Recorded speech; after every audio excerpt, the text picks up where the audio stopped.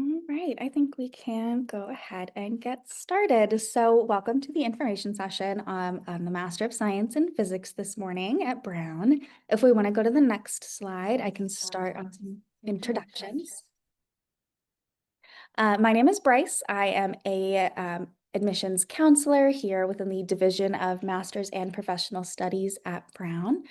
And then I also have with me, we have our program director, Kemp. I'll let you introduce yourself. Hi, everyone. My name is Kemp Plum. I'm a professor of physics and the director of the master's program. Awesome. And then we also have Elise. Elise, if you would like to say hello. Hi, I'm Elise Soulier. I am the Student Affairs Manager for master's students and undergraduate students. Awesome. Thanks so much. So we can go to the next slide and I will talk a little bit about the agenda. So we've got a great session ahead of us. We're going to have a program overview given by our program director, highlighting the structure, some curriculum, as well as the outcomes.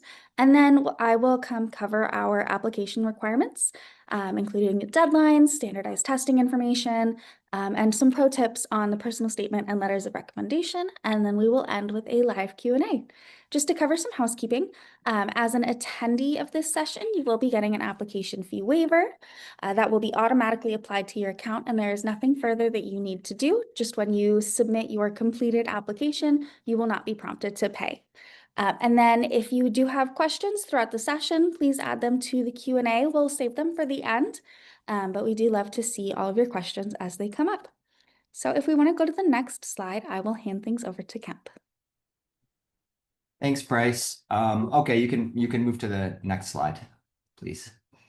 So first off, everything that I'm going to tell you about our program structure, plus a whole bunch more information that you might be interested in reading about, is available in our handbook for our master's program. You can find that online through a Google search for Brown Physics, and then just click through the website on the graduate education links, and you can find this, or just go directly to the URL that's I see is pasted in the chat here. Okay, next slide, please. So the physics master's program at Brown is a course-based master's program. To maintain full-time status as a student in the master's program, we require that you take 2 courses per semester, and there's a maximum of 4 courses per semester. So to obtain your master's degree, you will require 8 courses or 8 credits over the period of 2 years. There's a default program structure consists of 2 courses per semester. So this is a 2-2-2-2 program structure. It may seem like a relatively small number of courses per semester compared to your undergraduate degree, but we keep this as the default course structure for a reason. One reason is that the graduate programs, graduate courses tend to be much more demanding than undergraduate courses, so they require a lot of your time. Another reason is we really want to give you time while you're here to participate in research and to explore beyond your coursework. So this structure of 2-2-2 we found works quite well for that. However, if you want to have a different sequence, if you wanted to try to graduate in 1 year, or for whatever reason have fewer courses or more courses per semester, that is possible as long as it's first approved by the director of the master's program, so myself, and then approved by the School of Professional Studies. This is particularly important because there may be certain restrictions on course loads for students who have visas. A big question that we always get about our master's program is it is a direct route to the PhD program, and the quick answer to that is no. There is no direct entry to the PhD program from the master's program. Our master's program is a terminal program.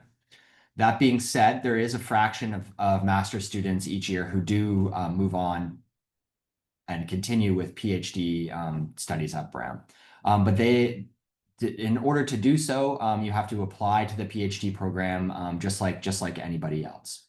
But there is two caveats to that. The first caveat is that if you do complete a master's degree at Brown, then the GRE requirements for our PhD program are waived. So you don't have to complete the subject or general GREs. And then the other caveat I would say is that by completing a master's program at Brown, you do end up with one advantage when applying to a PhD program, and that advantage is the relationships that you build with the faculty here during your time as a master's student. Those relationships are helpful for obtaining things like strong letters for a PhD program, and then just in general research experience. Okay, next slide, please. Okay, so a bit more details about our specific curriculum for the master's program. So again, we require 8 credits in graduate level courses to obtain your master's. Of those 8 credits, 4 are required to be from our list of 6 core courses. Those core courses are the quantum mechanics sequence, classical mechanics, electricity and magnetism. Advanced experiments is a very wonderful course, as well as statistical mechanics.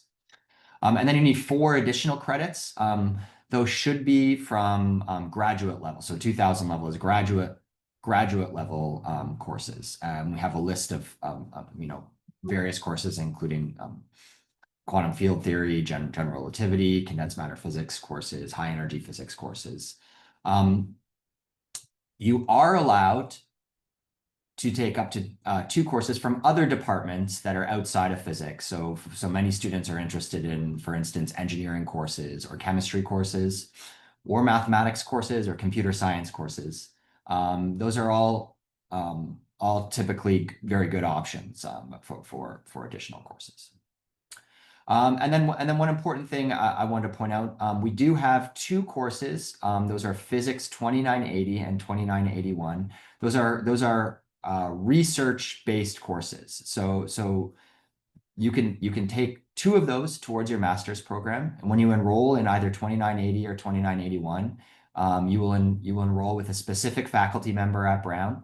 And then the content of that course will be research that you do in the group with that faculty member. If you do take 2 research courses, then we hope that at the end of your second research course, you will submit a master's thesis based on the research that you've completed. But a master's thesis is not a requirement for our degree. It is a course-based master's. One other thing I would say is that we typically have master's students coming in at various levels of preparation from their undergraduate. Some of our incoming master's students have a level of preparation that's maybe not on the same levels as a typical undergraduate physics degree. So we do allow in some cases for physics to take for students to take advanced undergraduate courses towards their master's degree.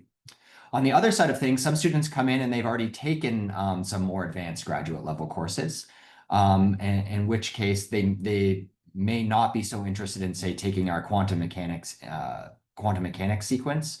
And we do allow for substitution of the core courses for more advanced physics courses in that case. For instance, a common substitution is our quantum field theory course sequence in place of Physics 2050 and 2060, which are our quantum mechanics courses. Any of those substitutions just has to have prior approval from our director of master's program, so myself. Okay, next slide, please. Okay, I'll hand it over to Elise now. Hi again. Okay, so we've already met Professor Plum here. We have several faculty members that are assigned as your master's advisor. You would meet with them twice a year, just to go over courses and any questions you have. The department chair is Professor Mitrovic. And then the department staff would be myself, Jessica Bello, who is the student affairs manager for the PhD program, and then Douglas Wilkie is the department manager.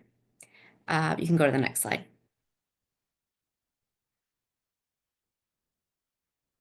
As you can see here, we have excellent outcomes for where our master students go on to. You can read the list here. It's pretty extensive. If you want to just take a minute for them to look, and then we can go on to the next slide.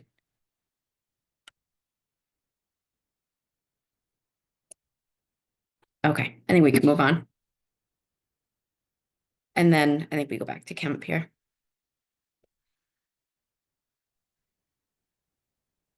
Okay. So one point, if you are wondering or questioning whether I should be applying to the master's program or to the PhD program, the good news is that you don't have to ask yourself that question. You can just apply to both programs at once. So if you apply to the PhD program and you would also like to be considered for the master's program, in the application for the PhD program, you just have to click a box that says yes. Okay, maybe you have to type yes, that I would like to be considered for the master's program. Then your application will automatically be considered for the master's program.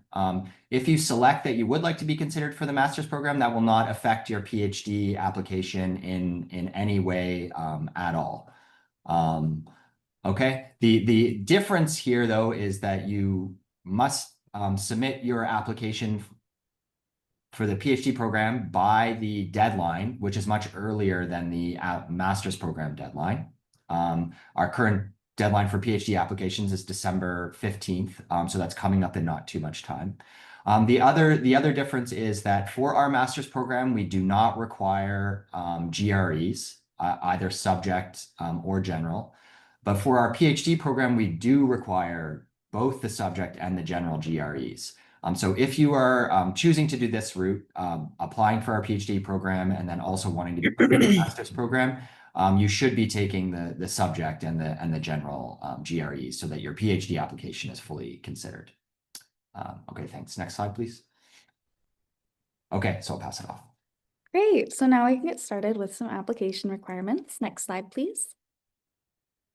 Awesome. So let's look at what you need to submit a complete application. So we are looking for unofficial transcripts when you submit your application. By the start of courses, you are going to need to have submitted your official transcripts from each institution that you have earned credits at. We also want to see your personal statement, and I will go into details on that in just a couple of slides, as well as your resume. We love to see what work experience you've done, any research, publications, presentations, volunteer experience. We love to see it all. Next is our 3 letters of recommendation, which I will also be going into in detail in just a little bit.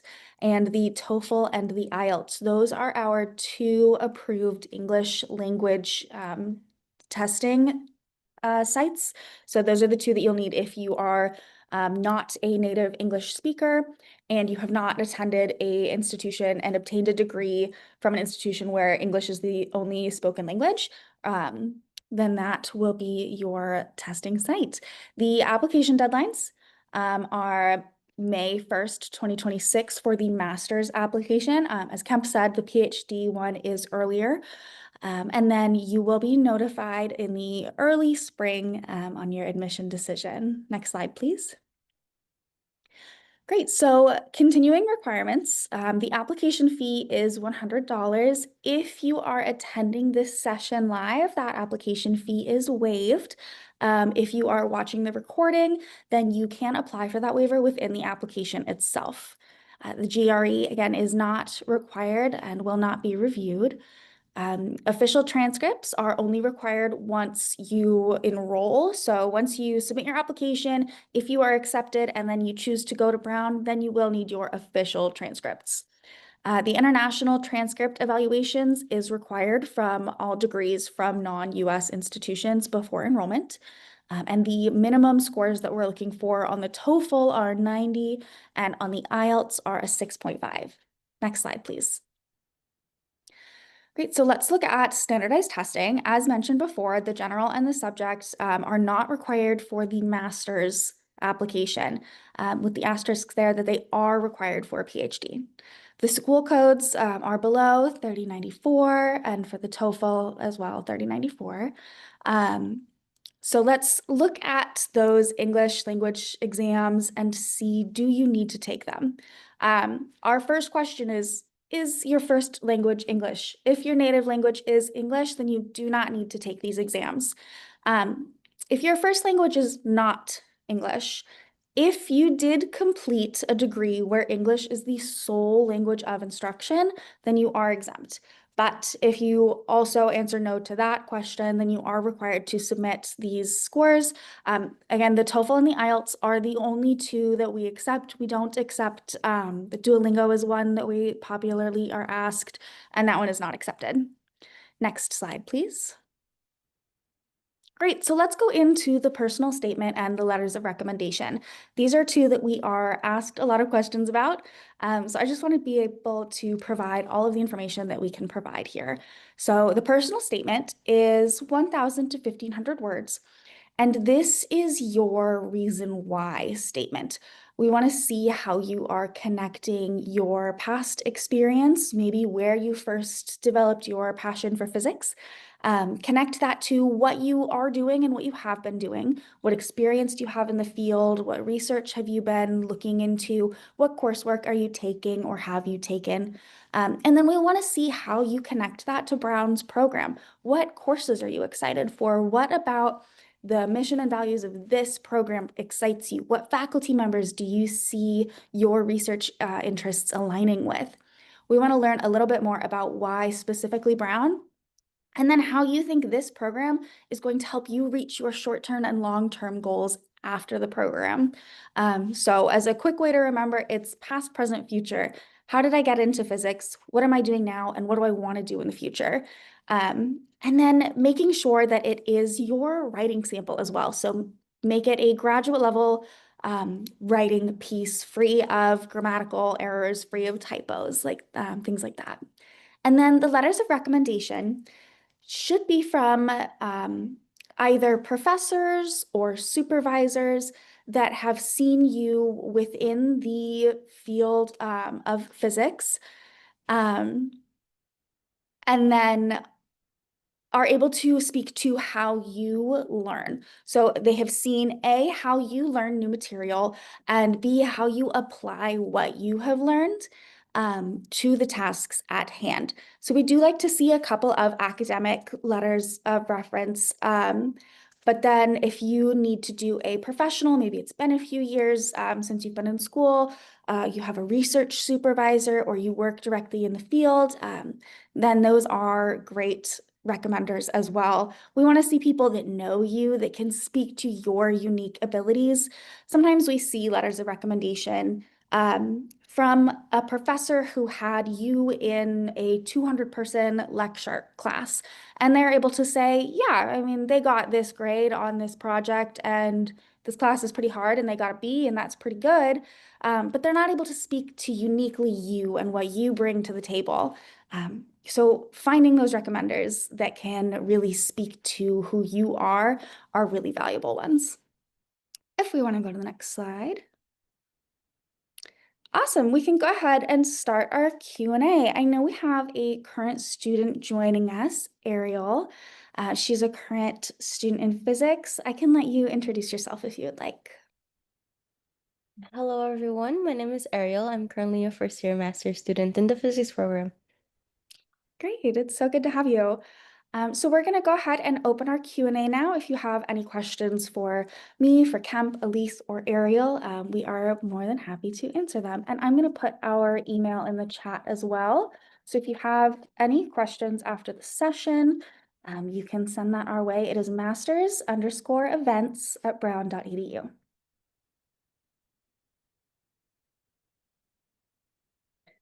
Well, while they're typing, Ariel, would you mind speaking a little bit to your experience in the classroom and with professors?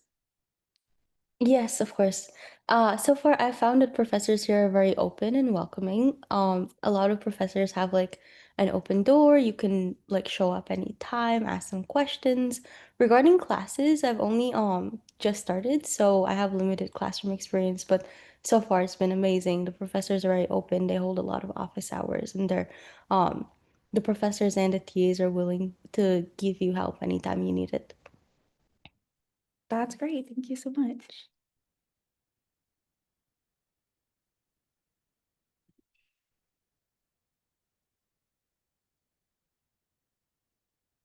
All right. Well, we must have been pretty detailed because I'm not seeing any questions in our Q&A.